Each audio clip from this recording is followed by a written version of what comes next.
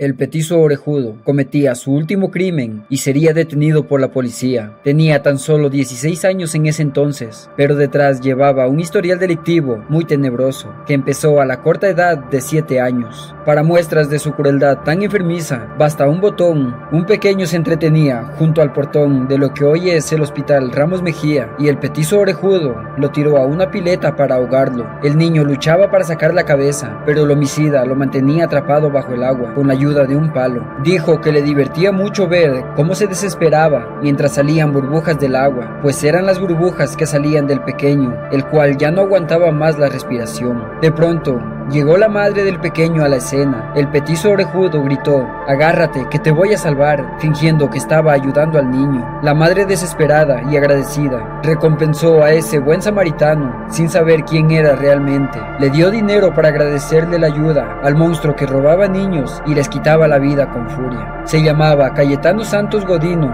Había nacido el 31 de octubre de 1896 y desde niño fue muy incontrolable, incluso para sus padres italianos. El papá, alcohólico y golpeador, no ayudaba mucho a la crianza. Otro hijo, Antonio, era epiléptico. Por Almagro y Parque Patricios se lo conocía como el Oreja o el petizo orejudo. Era de contextura delgado y desde muy pequeño no podía contener las ganas de quitarle la vida a los demás. Aquel pequeño que cazaba pájaros y les pinchaba los ojos sentía un gran placer al momento de hacer sufrir y quitarle la vida a sus víctimas. Eran niños de entre 4 y 6 años con una gran inocencia, ya que los convencía diciéndoles que les regalaría caramelos o llevarlos a jugar. Parece increíble que su carrera delictiva haya comenzado cuando apenas tenía 7 años y su primera víctima, quien tuvo suerte, Miguel de Paola, de 2 años, lo llevó a un terreno vacío donde lo arrojó violentamente contra las espinas luego de golpearlo. Un policía llevó a ambos a la comisaría. También se salvó a Ana Neri, de 1 año y medio,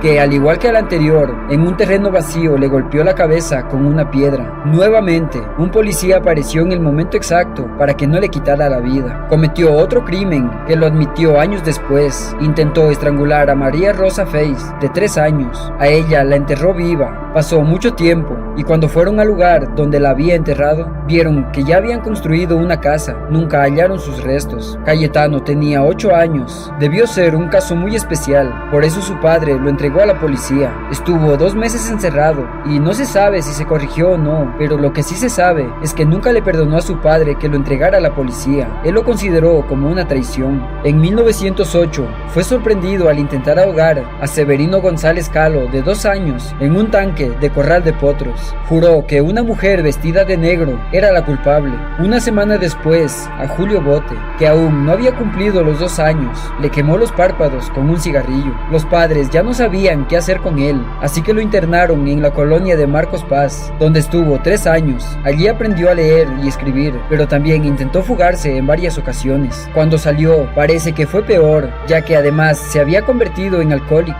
Consiguió un empleo en una fábrica, pero no duró mucho tiempo. Provocaba incendios, solo por el placer de ver las llamas, contemplar a la gente correr desesperada y ver trabajar a los bomberos. Por esta razón, en enero de 1912, incendió un galpón de la calle Corrientes. Ese mismo mes, ahorcó con una soga a Arturo La Aurora, de 13 años, y a Reina Bonita, quien tenía 5 años, cuando le prendió fuego a su vestido. La pequeña perdió la vida después de semanas de agonía. En noviembre, Roberto Russo, de 2 años, accedió a acompañarlo a un almacén para comprarle caramelos, pero lo llevó a un descampado, donde lo ató y fue sorprendido cuando lo ahorcaba. Él dijo que lo estaba desatando. También se salvaron Carmen Guitón, de 3 años, y Catalina Neulener, de 5, quien fue auxiliada por el vecino gracias a sus gritos. Cayetano escapó. Su último crimen lo cometió el 3 de diciembre de 1912. A Gesualdo Giordano, de 3 años, lo atrajo con el típico cuento de los caramelos.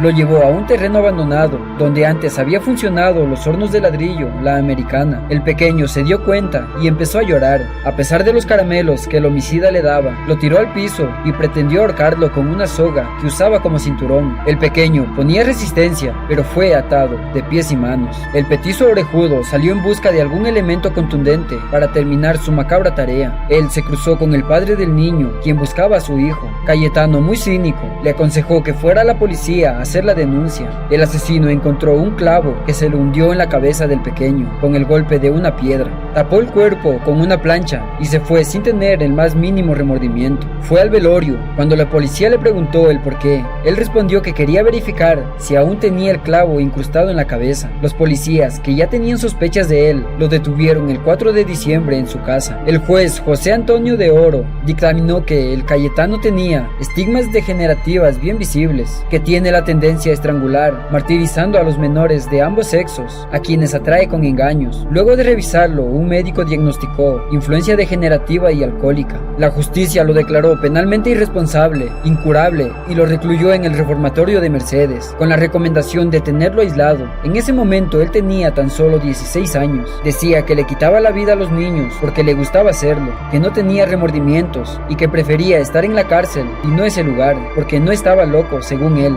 En ese lugar atacó a otros internos y cuando los cocineros se descuidaban, arrojaba gatos a las ollas donde cocinaban la comida. Lo enviaron a una penitenciaría de Las Heras y en 1923 decidieron recluirlo en el penal de Ushuaia, un establecimiento que era lo que más se acercaba al infierno. Cuando un condenado ingresaba, perdía el derecho al nombre y se le adjuntaba un número. El de Cayetano fue el 90.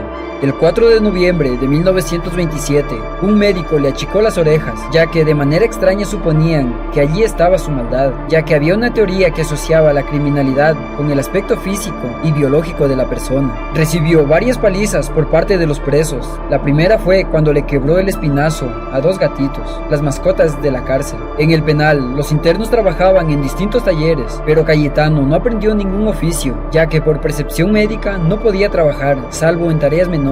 A los periodistas que viajaron a entrevistarlo, les contaba que no sabía ni leer ni escribir, cosa que no era cierto. Además les decía que tenía una enfermedad mental en la cabeza, ya que decía que le fallaba la memoria. Mejoró su conducta y salvó algunas sanciones menores. Tenía un comportamiento aceptable, aunque no perdió la costumbre de atrapar gaviotas y liberarlas luego de pincharle los ojos. Como podía, escribía cartas a su familia, pero a partir de 1933 dejó de tener noticias de ellos. Sin embargo, él siguió haciéndolo. Confesó que muchas mañanas, después de los regozos de su padre y de sus hermanos, salía de la casa con el propósito de buscar trabajo, y como no lo encontraba, tenía las ganas de quitarle la vida a alguien. Si encontraba a alguien pequeño, lo llevaba a alguna parte y lo estrangulaba. El 15 de noviembre de 1944 lo encontraron sin vida. Se sospechó de una paliza luego de arrojar a un gato a las llamas de la estufa. En el informe oficial se asentó que fue por una hemorragia interna. Fue enterrado, pero su tumba fue profanada y sus huesos desaparecieron, a excepción del cráneo, que cuenta la historia que era usado por el director del penal como pisapapeles, como si se tratara